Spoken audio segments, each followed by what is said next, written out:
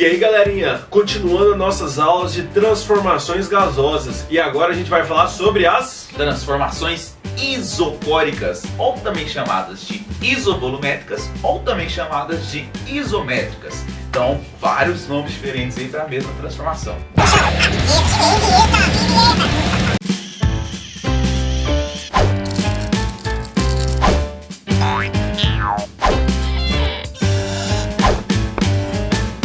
Antes de começar essa aula, já se lembre-se de se inscrever no canal se você é novo, de curtir esse vídeo para nos ajudar a divulgar o nosso canal para todos os outros que também querem estudar química.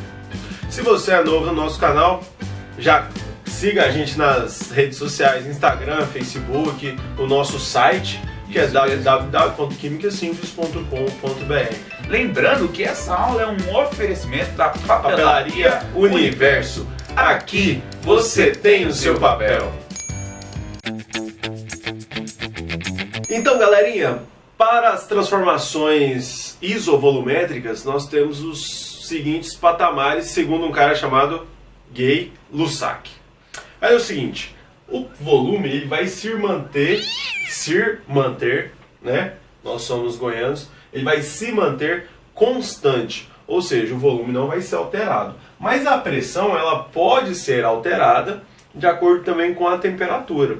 Pensa comigo o seguinte, você aumenta a temperatura, então o grau de agitação das partículas vai aumentar consideravelmente. Isso vai aumentar também os choques dessas partículas nas paredes do recipiente. Então também aumenta a pressão, mesmo se não aumentar o volume. Ok? Por quê? Porque o choque vai ser maior. Então, aumentando a temperatura, também aumenta a pressão. Então, são grandezas diretamente proporcionais. Ok? Como o nosso colega Pavanelli falou, a pressão e a temperatura são grandezas diretamente proporcionais. Quanto maior for a temperatura, maior também a pressão. Podemos ver isso, por exemplo, numa panela de pressão. Ao aquecer a pressão interna da panela, ela aumenta, já que a panela não tem o seu volume alterado nesse aquecimento.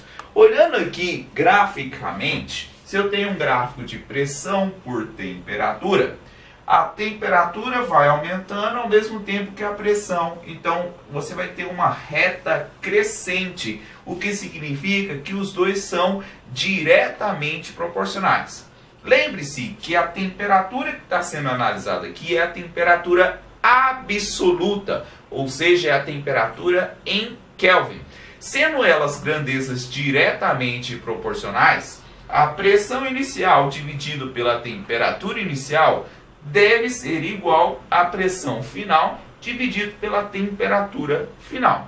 Lembrando que temperatura em Kelvin e pressão, a mesma inicial, a mesma unidade da inicial, tem que ser a unidade utilizada na final. Bem tranquilinho, bem facinho. Você partiu meu coração, ai, mas meu amor não tem problema, não. Agora vai sobrar então o que, ai, um pedacinho pra cada esquema, só um pedacinho. Então, gente, para encerrar nossa aula, a gente precisa falar sobre o exercício de fixação. Isso mesmo. E o exercício de fixação é apenas utilização da fórmula de pressão sobre temperatura é igual pressão sobre temperatura final. Beleza? Lembre-se que O quê? que a temperatura deve ser expressa em Kelvin. Temperatura absoluta, né? Só assim vai haver a proporcionalidade. Beleza?